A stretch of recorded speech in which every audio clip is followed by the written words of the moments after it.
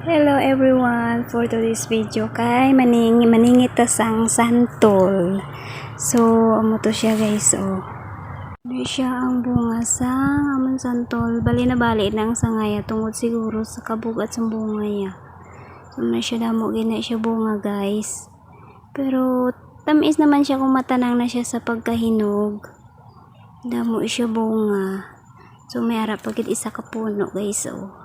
Yan. Maningit ko sa mong santol kay gusto ko magkaon. So dire di pa pisain pa naman ang person. So nagsugod na ko sa pagsungkit sa ato niya santol nga kaonon. So kanami pwede yung magkaon dire sa bukid ya guys, kay damo ka makaon-kaon dire nga prutas. Kung sa syudad ya kinanglan mo pabaklon kung gusto mo magkaon pareho subo magkaon sang santol.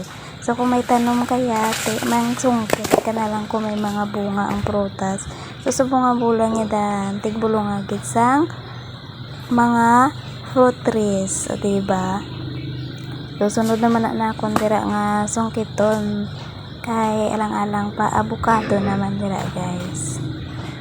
So tapos ako i-plaster ko na ang singit kay nakakuha na ko sang sakto lang nga kaunon ko. So dire panambok na ko dire guys ang kaon na isang mga prutas. May patay diya usang sang baba ko tungod sa mga prutas.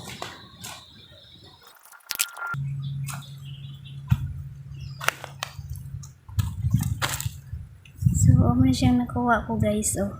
Mura lang kuha ko, kaya ako lang may isa among makaon. So, thank you sa pag-watching!